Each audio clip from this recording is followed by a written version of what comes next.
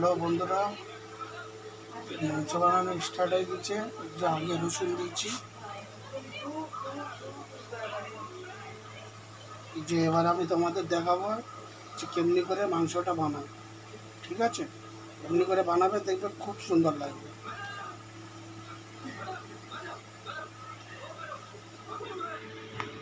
চালু কর। এই যে এমনি করে লাল লাল করে নেবে বন্ধুরা। এই যে এর মধ্যে এবার দুটো তেজপাতা দিলাম,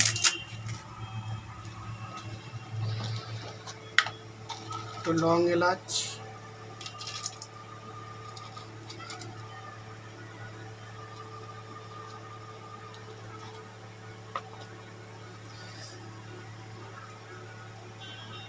এই লং এলাচ দিলাম বন্ধুরা।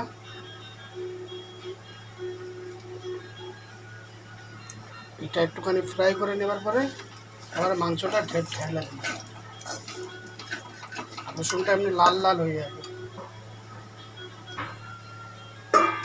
দিয়েছিলাম, এই যে এবার মাংসটা দিলাম।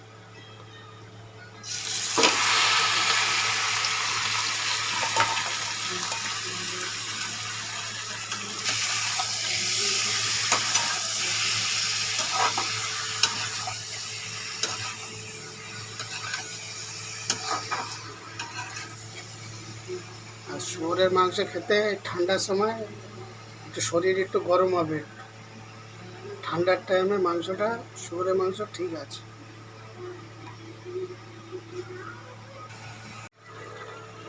এই যে বন্ধুরা, এবার এইটাকে এবার কষতেছি। এবার ভালো করে একটুখানি কষে নিলে তারপরে গিয়ে মানে তরকারিটা একটু টেস্ট আসবে। একটু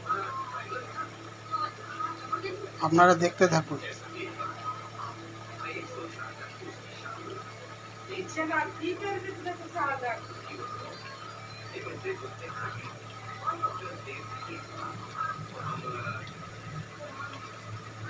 সব বন্ধুরা তো খায় না এইসব শুয়োরের মাংস, সব বন্ধুরা খায় না অনেকজন।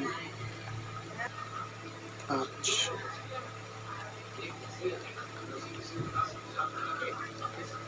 চলো আপনাদের পুরোটা হয়ে গেলে তৈরি করে তারপরে দেখাচ্ছি, ঠিক আছে।